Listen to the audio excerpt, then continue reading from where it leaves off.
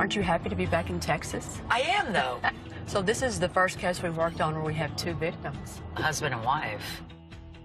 On the morning of September the 27th, 1997, 16-year-old Tiffany called the police, saying that she found her father, Charlie, and her stepmother, Kathy, bloodied and beaten to death. What is your emergency? Yes, my parents are sitting here with blood everywhere. Crazy to think that 2 people in their house would end up being killed the way they were. With a hammer, of all things. Seems so personal. They were beaten so badly that they first thought they were shot. Rumors quickly spread as to who could have wanted such a happy couple dead. There was an issue with the cousin. He felt like he had blood on his hands. Last thing I need is pigs coming around my house, and it's freaking me out. I still believe that it was Tiffany. At the center of the rumors was Charlie's own daughter, Tiffany, who claimed to have slept through the whole thing and was the only person the killer left alive. Was she so mad at her dad and her stepmom that she would kill them like that? Unfortunately, with the lack of evidence and police resources, the case went cold. I'm excited looking at this hammer because it's never really been looked at by the lab. Kelly and I have read over the entire case, but there's still a lot to learn. We've called in the big guns on this one, Houston homicide detectives Alan Brown and Johnny Bonds. With their help, our goal is to convince the district attorney to file capital murder charges on the person or persons who killed Charlie and Kathy. It has been 16 years and still no answers. Police consider her killing a cold case. Years later, the case is still unsolved. There are so many cold cases out there just waiting to be solved. The crime scene ultimately tells the story of the murder. We want to bring justice to these victims.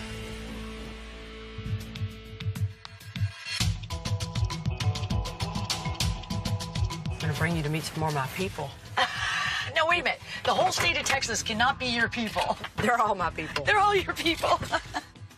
Hey, guys. Look who's here. Hello, ladies. Good morning. Good morning. Good morning. Yolanda, this is Tammy. Hi, nice to meet you. And this is Danny Jones. Hi, Yolanda. Hi, nice to meet you. Every cop probably has a case that he will remember throughout his career, and this one's mine. The murder happened, 16 years ago tomorrow. and you were there that day. Yes.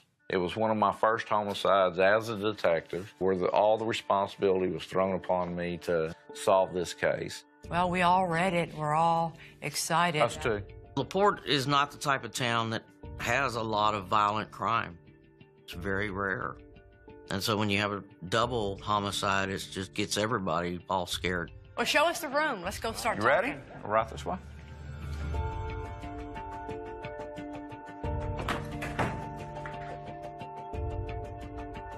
Why don't we start with y'all talking about the victims? Charles and Kathy Hayes, they were in their mid-30s at the time they were killed. And they grew up in LaPorte, huh? Yes. High school sweethearts? Right. And right. hooked back up later on. Charlie was a musician, had had his own band and played in local bars and things of that nature. He had worked at a small engine repair shop, and they had one daughter together, Samantha. Who was 7. You can make a wish. Yay! Then Charlie had another daughter that was living at the house named Tiffany, who was 16. I got the phone call shortly after 5 in the morning. When I arrived, Charlie, who was not yet deceased, had been located in a recliner that was fully reclined and had severe head trauma. EMS had already removed him from the living room, and he was transported downtown to Herman Hospital. But I did approach Kathy. She had extreme injuries to her head. Her shirt, and it was kind of crumpled up. She was also dressed in some sweatpants, and those had been pulled down to her ankles.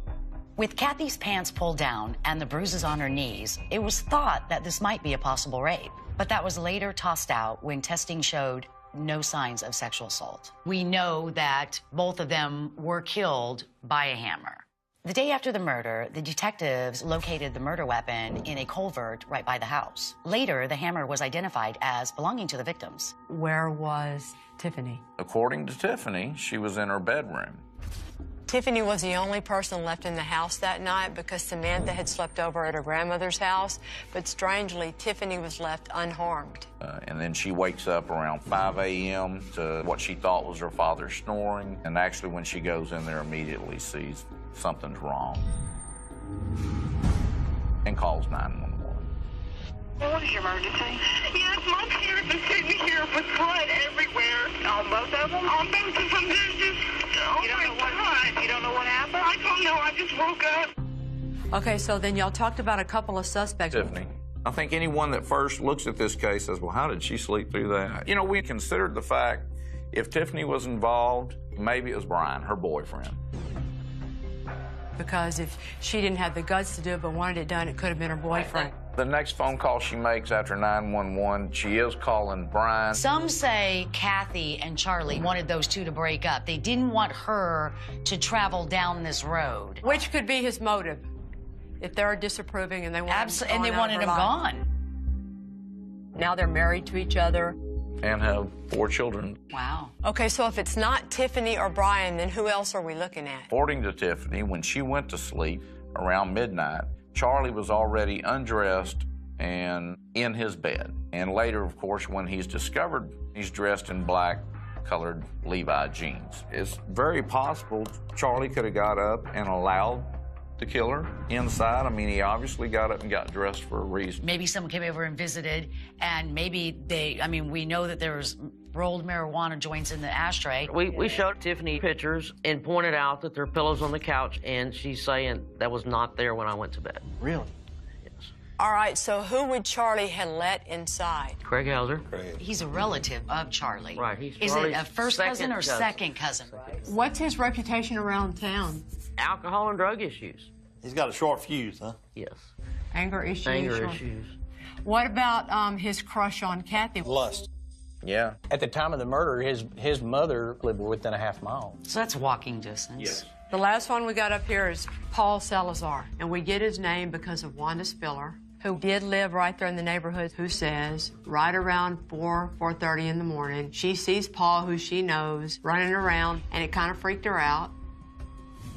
In the report, it says that Charlie had the disagreement with someone at the lawnmower shop, and Paul Salazar worked at the lawnmower shop. And it was a Hispanic male that he had the disagreement with. And so the question is drinking and maybe using dope going to be enough to make him snap and kill?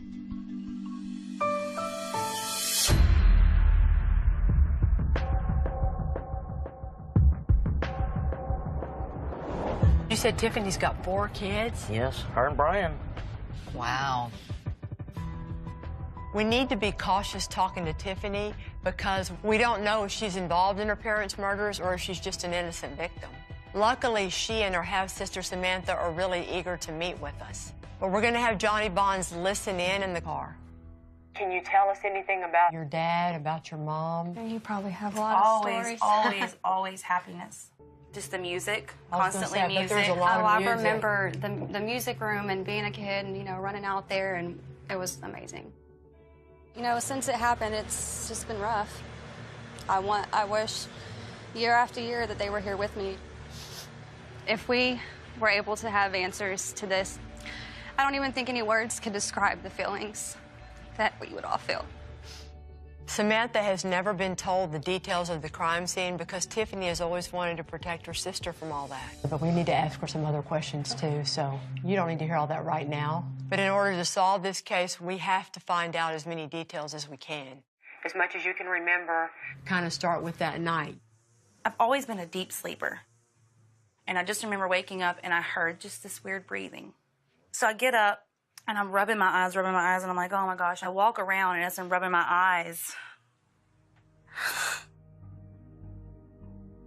I slipped in her pool of blood and almost fell down. And she's right there, just laying there. So I call 911. After I dial 911, I turn around and I just see everything. I just see it, and I know this is bad. And I remember at some point I knelt down to tell the operator, and I felt her, I think it was her back, and she's not breathing. Want to check and see if she has a pulse? Oh, I don't want to. Oh, man. Oh, poor Kathy. And then I turned to my dad. I put my hand on his chest, and I said, he's still breathing, he's still breathing. And shortly after that, the officer knocked on the door. Ma'am, are the officers in the house? Yes, they are. Okay, I'll let you go. Okay. Okay, new subject. Craig Hauser is your dad's second cousin? Yeah, he's cousin. And the first time he sees you and talks to you after everything happened, what was that like? It was at the fairgrounds. There's a booth set up, and I had volunteered for this certain booth, and I'm walking towards the booth, and Craig is coming at me. And he said, are you going to give me a hug, or do I have to beat you to death? What'd you say to him? I just sat there. I didn't know what to say. He didn't say anything else? He didn't say anything else. In all the years, has he said anything else? We haven't talked to him. What are your thoughts about him? You know, I don't want to false accuse because I know what that feels like. What does it feel like? It's terrible. I lost part of my family. I didn't know Samantha for years, so I don't ever want to put that on somebody else, that I say, I think you did it, because it hurts too much. It's just awful. At this point, it's difficult to say. Either Tiffany had nothing to do with the murders, or she's been lying so long she believes it herself.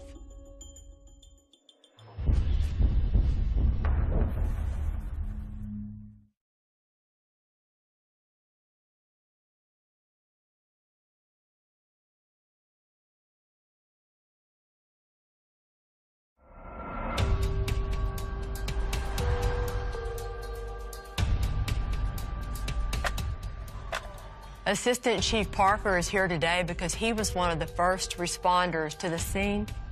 He's going to help us understand what they saw that day. We actually pulled up, and then pretty quick, Tiffany opened the door.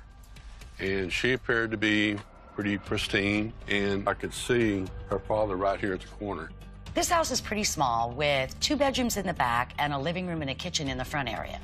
Charlie was found in the living room, while Kathy was found lying face down near the dining area.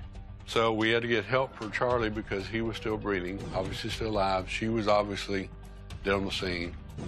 Yeah, she's like her head is up into the wood area. Yeah, I remember a huge pool of blood right here. So you're thinking this happened when? I think time-wise, with his injuries, the fact that he lived it all for minutes, it happened more towards the morning. Oh, yeah. Look at the blunt force trauma. He's still alive. Because if it was 1 or 2 in the morning, he would have been breathing that long. He would have expired. Dead.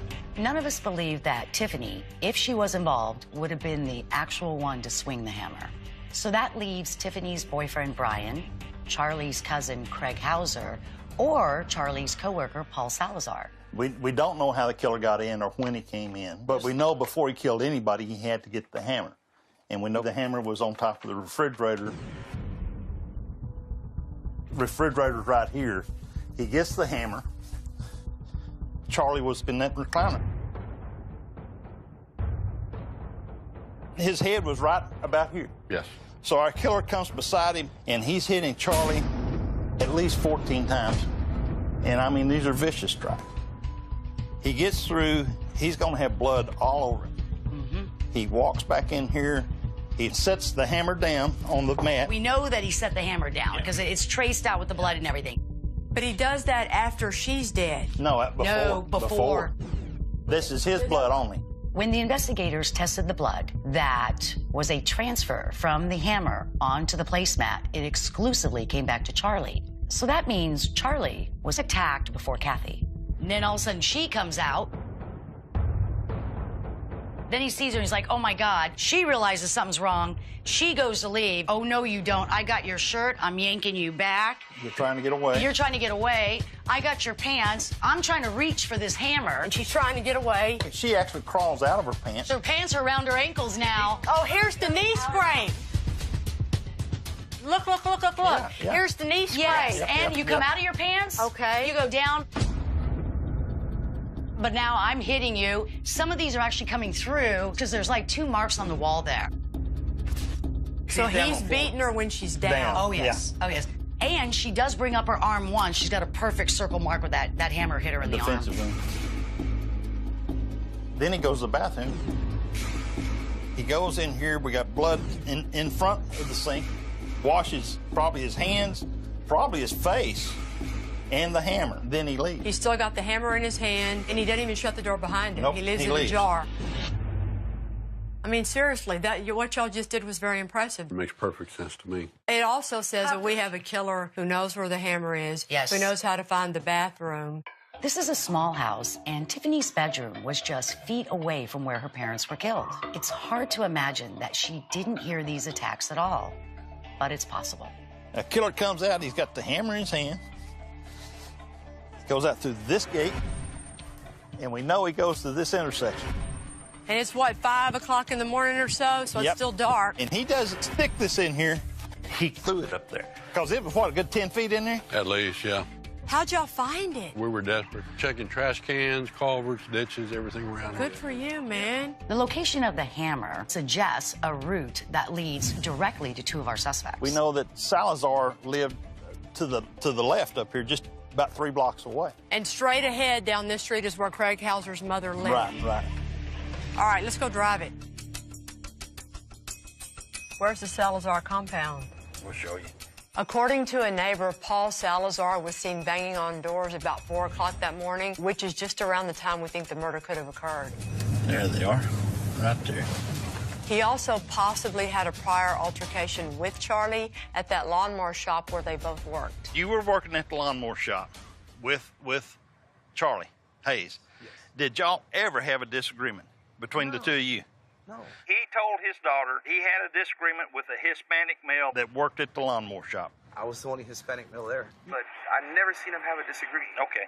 The day the murders happened. Wanda Spiller, and she's dead now, and she made a sworn affidavit, and she swore you were there between 4 and 4:30 in the morning. She's asleep in the car. You're banging on Hale's door. I didn't have a watch on me either, but I don't think it was that late. Paul is denying everything. He's saying that he and Charlie were buddies and was home that night hours before our crime ever even took place. But I heard that the boyfriend had been missing. And... Yeah, nobody's ever been arrested. Well, I thought all this was done.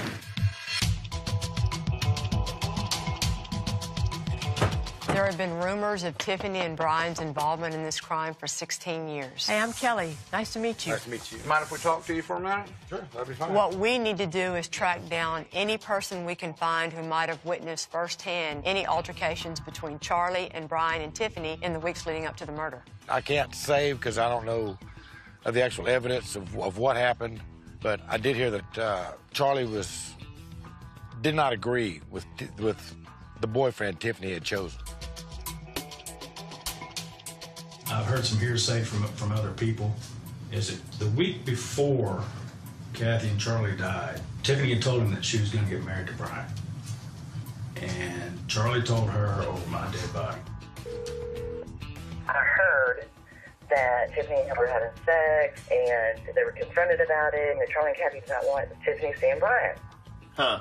The best of my recollection, Charlie was not real happy with Brian there near the end. Everybody is eager to share what they've heard. Who did you hear that from? I'm not exactly sure. But so far, it's mostly rumors and hearsay. She gets on the phone to call Brian, not 911, is what I was told. Who told you that? Somebody did. I don't remember. Somebody told us. In the legal world, it's called hearsay, and it's inadmissible because it's not firsthand information. Well, we weren't there. For it to be admissible, it has to be what somebody saw with their own eyes or heard with their own ears. This is your quote. Brian's relationship with both of them was good, and they approved of the relationship. Kind of the opposite of what you're saying now, and that's why I'm wondering if this is stuff you picked up after they were murdered. Right. And maybe you're right. Having solid witness testimony is not only the key to building an airtight case, it's also the best way to find the truth. Well, anything else along those lines? Any behavior that you witnessed? The weekend before they died, there was an issue with the cousin. Craig Hauser? Yeah. Charlie and Craig were arguing about borrowing a car. And Craig blew up. Was he yelling? And it was, he threw the keys. Yeah, he almost hit our daughter with the keys.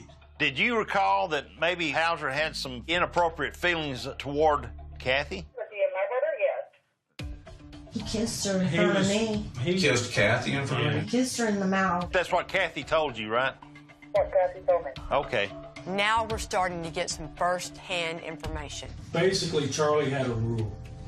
No men in his house when he's not at home. And Craig he was at the house when Charlie wasn't home, and he was upset about it. Basically, Charlie ejected him from the yard. Craig was there this Yes. And it was over Kathy? Yeah. So it's kind of all coming to a boil. It If you is. think about it. It He's is. kicked Craig Hauser out, can't see Kathy. He gives her this kiss. There's a fight, he cuts it off. It's coming to a boil. Where Charlie, I think, kicked him out for good. Yep, and he couldn't take that. He couldn't stand the fact that he couldn't see her anymore. And nobody tells him what to do. Exactly. The story about Charlie's fight with Craig in the weeks before the murder could be critical to this case. We've heard there's another man who might have more first-hand information about that. Are you Chuck? Chuck Johnny Bonds. And we've heard that he hangs out at a local bar. I was standing there when Charlie kicked his ass and threw him over the fence, and Craig told him right straight then, "I'll kill you." You heard that? I heard that. You saw it and heard it? I witnessed that. Straight up, point blank, no doubts, no ifs, ands, or buts, I'll kill your ass.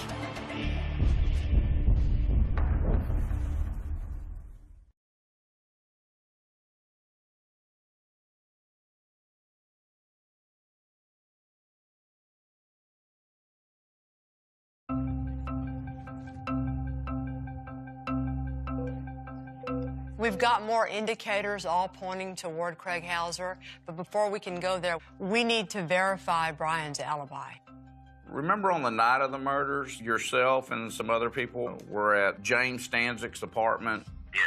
Brian has always claimed that he slept over at a friend's house, and he didn't leave there until 5 a.m. because he had to go home and mow his mom's yard. Did Brian stay there all night?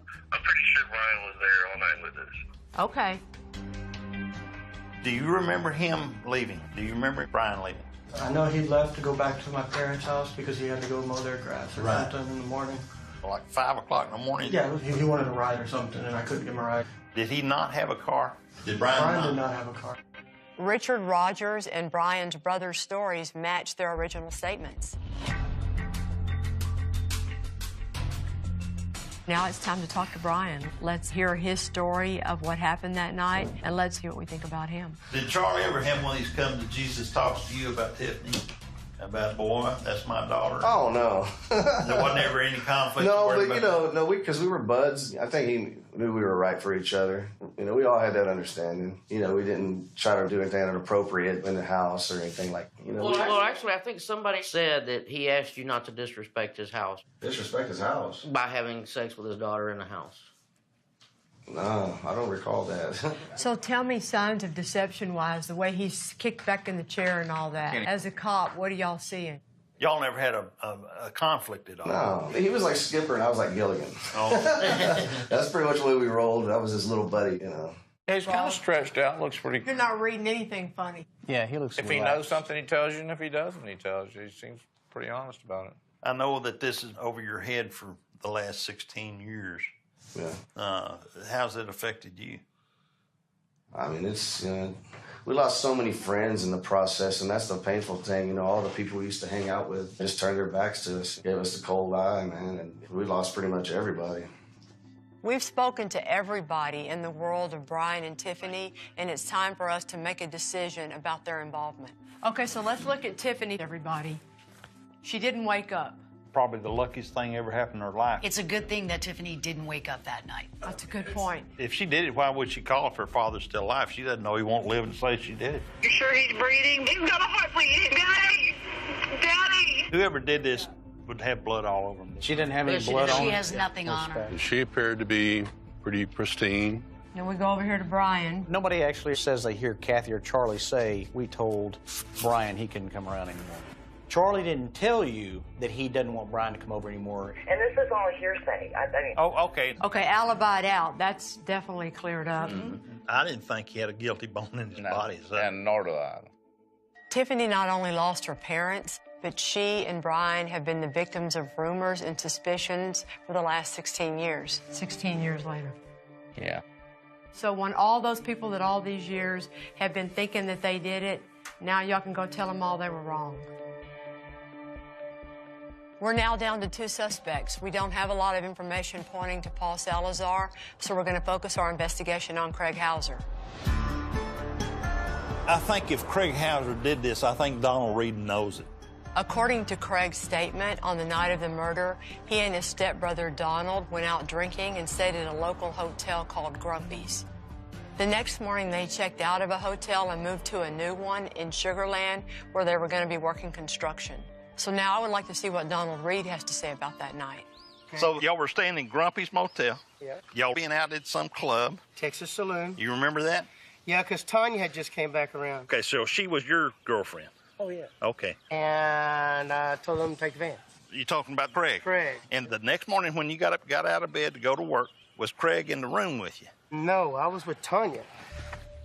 So after Texas Saloon, you didn't see him till he arrived in Sugar Land? Yeah, and I believe he was late getting there. My God. He completely destroys Craig Hauser's alibi. Hauser says he went back to the motel and spent the night with Donald at Grumpy's Motel, and Donald says he didn't come back at all. How long has it been since you talked to Craig? Probably 6 to 8 months. He came up here, walked in my door, drunk as hell. First thing, hey, man, you got a place I can lay up and sleep? And I'm thinking, you motherfucker, I ain't seen you in years. And you come straight here to my house and want a place to lay down and sleep? Really? Yeah. He said that Craig did not come back. He didn't see Craig till the next day in Sugar Land. Yeah, that's sweet. And he's never said that before. No. Beautiful. So not only did Donald destroy Craig's alibi, I'm thinking that his story of Craig showing up at his house, unannounced, drunk, looking for a place to crash, sounds a lot like our crime scene.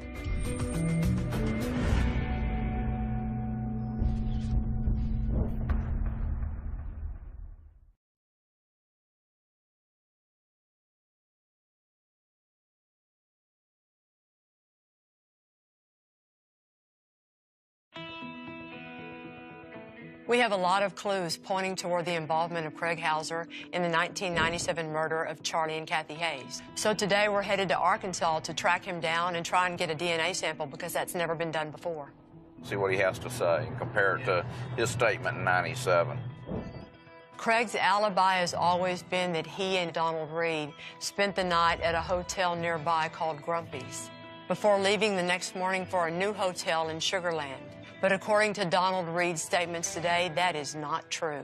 On that night that they were killed, because I'm kind of new to this, on that night, run me back through. You I was staying at a hotel. I can't tell you the name of it. Yeah. Me and my stepbrother. Donald Wayne Reed's his name. Okay. And we were there in a hotel room in Sugar Land.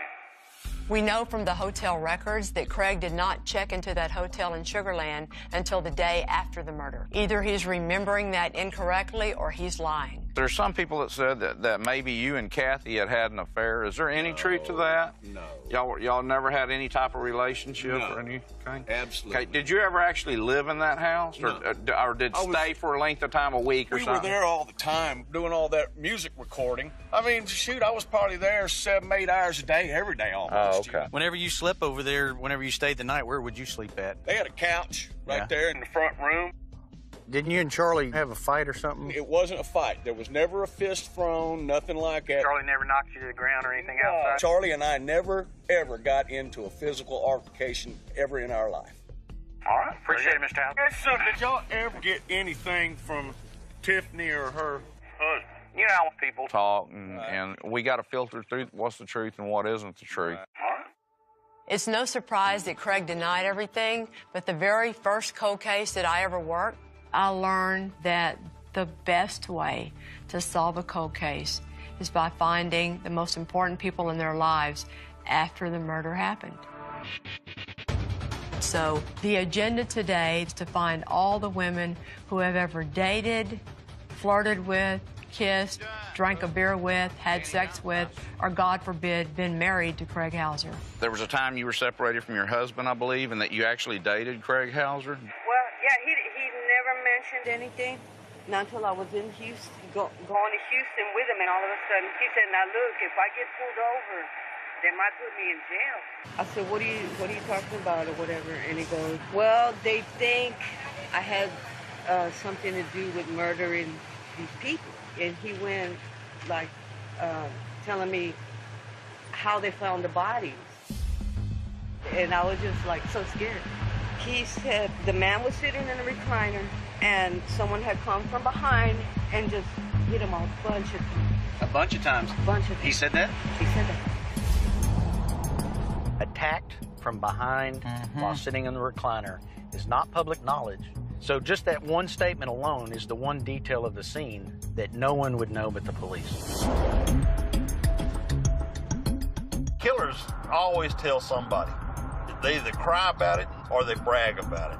Sometimes both, depending on who they're trying to impress.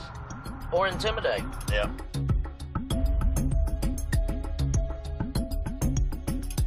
Some of his relatives never did believe him.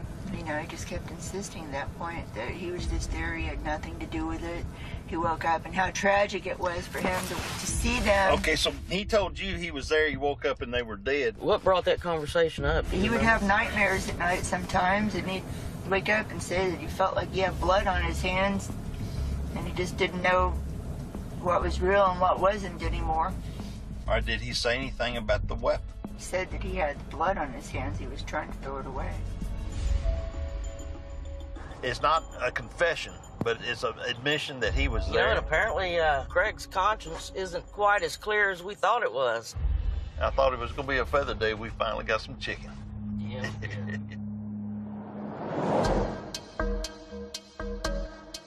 It seems like Craig has made some slips over the years, and we want to catch him red-handed. So we want to use his old buddy Donald Reed to try and get him to say some things he might have never said before. Tell you what, we'd take him a bottle of Patron and make any phone call we wanted to.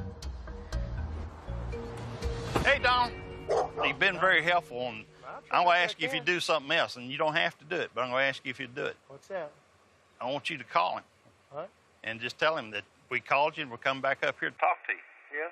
I have no problem doing that at all. And wire up your phone, and we can listen in. So, okay. Donald's more than happy to help us out. I just hope he can sound convincing. Otherwise, it's going to be a bust if Craig knows that he's faking it. Yeah, you talk just like you'd normally talk to him, and Well, again, I think I always talk is he'll know exactly what I come up with. I think you being a little pissed that we're coming back might be appropriate. Yeah, I do too. Here it goes.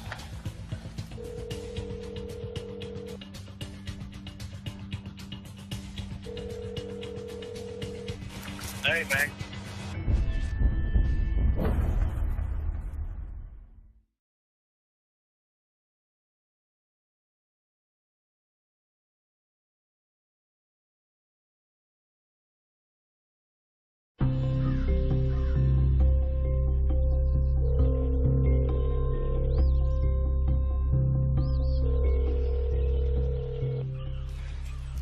Hey, man. Hey. You heard anything more about the cops coming around you? No, but I don't understand what they're dealing. I really don't. Well, let me tell you something. They came to my house again. Oh, they did? Yeah, they sure did. And I don't know what the f***'s up, but you know, I just got out of prison, dude. And last thing I need is pigs coming around my house, and it's freaking me out. No, it's freaking me out. Where did you meet me at? Did you come to the job site? Did you meet me at the hotel? I mean, I can't remember 16 years ago, bro.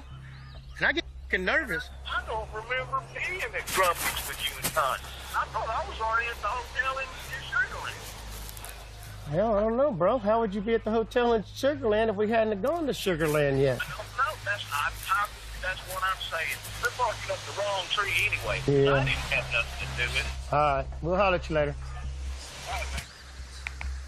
Craig Hauser has now given us 3 different stories about where he was the night of the murder. In 1997, he said he stayed at Grumpy's Hotel. A few days ago, he told us he stayed at a different hotel in Sugarland. And today, he's saying he doesn't remember where he was. So we might not have gotten the confession we were hoping for, but all of these new inconsistencies help build a circumstantial case. We don't want to write up the probable cause yet. Let's wait and see what the DNA results say.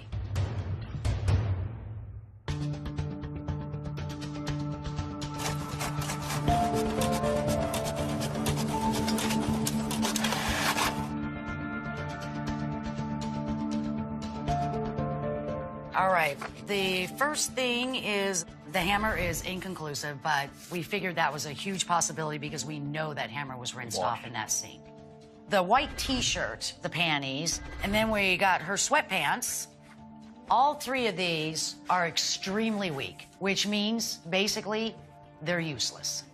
We were all hoping to get DNA results from Kathy's clothing, especially where we know her shirt and her pants were grabbed by the suspect. Unfortunately, it came back far too weak to be able to ID our killer. On the marijuana cigarette, the one that was halfway smoked comes back to Paul Salazar. Definitely him or cannot exclude him? Oh, it's definitely It's him. It's Holy him. shit.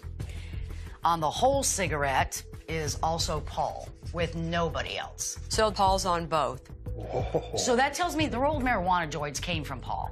So maybe Charlie, saw Paul earlier and picked up 2 joints. But then we're talking touch of DNA. But if he too. rolled the joints and sold it to him, it would be Paul Salazar's Absolutely, because he probably licked DNA it. on it, which would mean he rolled them, which would mean he sold them. There. But again, what the heck? Why hasn't he said that before? The DNA puts Paul Salazar with the joint, and even though that's no evidence that he's the killer, it does show that he's been lying to the police. He's been hanky since we've been here. He didn't want to cooperate, didn't want to come down here. He hadn't come down here. Right. He hadn't been down here. But he could be hinky because he knew he sold them dope. And he says he's only been inside their house one time. But he wouldn't have to be inside their house if he's just given Kathy some dope to smoke, or Charlie. Well, I think y'all need to get Paul Salazar down here and put him in the interrogation room and run at him the way you never have before.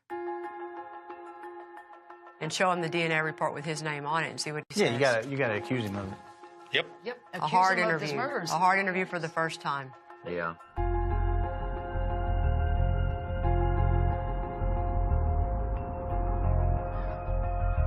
Hey, Paul. I'm Alan Brown. How you doing, sir?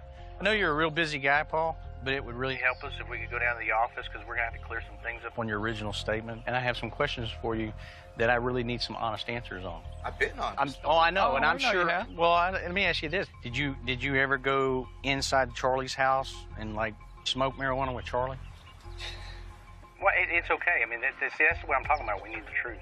Did you sell marijuana to make extra money? Let me just talk to an attorney. All right. Okay? No disrespect to y'all. Okay. I just want to see where I'm going with this.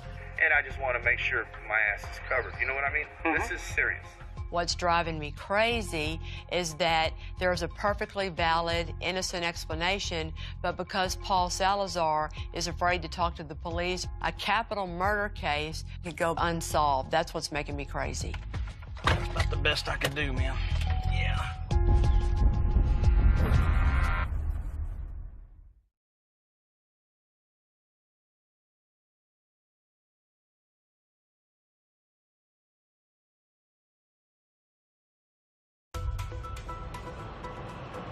Okay, how'd it go? So we talked to the DA's office. I think we have a good case. They issued us a grand jury subpoena for Paul Salazar, and it satisfied the subpoena by giving a statement to Mayor Danny. Perfect. All right, bye-bye. All right, bye. Nice. We all agree after all that we've done this week, the evidence against Craig Hauser is huge. We have a killer who knows where the hammer is, Yes. who knows how to find the bathroom. Down this street is where Craig Hauser's mother lived. Craig told him, I'll kill you. You heard that. No ifs, ands, or buts, I'll kill your ass. How would you be at the hotel in Sugarland if we hadn't gone to Sugarland yet? Did he say anything about the weapon? He said that he had blood on his hands. He was trying to throw it away. But we can't ask for his indictment until we can clear out this DNA on a marijuana cigarette belonging to Paul Salazar.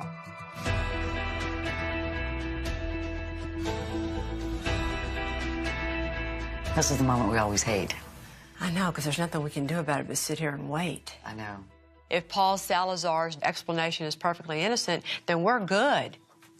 Hopefully it'll go well. Well, we're back.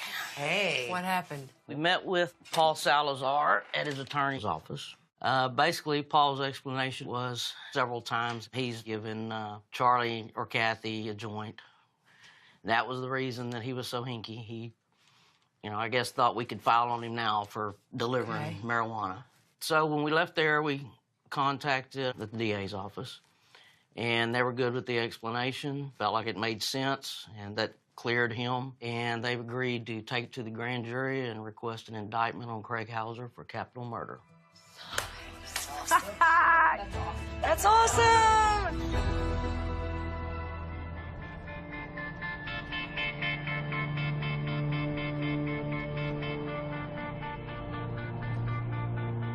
For Samantha and Tiffany, I think just knowing who did this to their mom and their dad will at least relieve them of some of the pain they have felt all these years. Right. Get everybody here. You know, you can lose a parent and it can affect you. But when you lose both parents and you're so young, it changes your whole world for the rest of your life. Everything changes. And that's what happened with these girls. Well, girls, Tammy's got some good news for y'all. We talked to the DA's office, and they've agreed to present the case to a grand jury and ask for a capital murder indictment on Craig Hauser.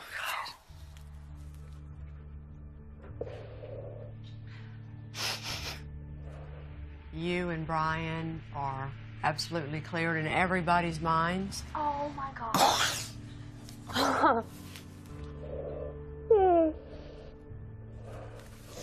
Thank you. Oh, that's awesome. The case is good. The case is strong. And now everybody who's ever looked at you and thought you had anything to do with this is going to know that you did not. I lost my whole world, and it's been really, really hard. I could never hurt my parents. I love them so much. Thank you. Thank you so much. You're very welcome. For Tiffany to finally know that the whole world gets to hear that she had nothing to do with it and that the person who killed her dad and her stepmom is going to be held accountable has to be a good feeling. Thank you so much. Finally. Yes, finally. If I had a chance to speak to them right now, all I could say was, I love you. And I carry your music with me every day.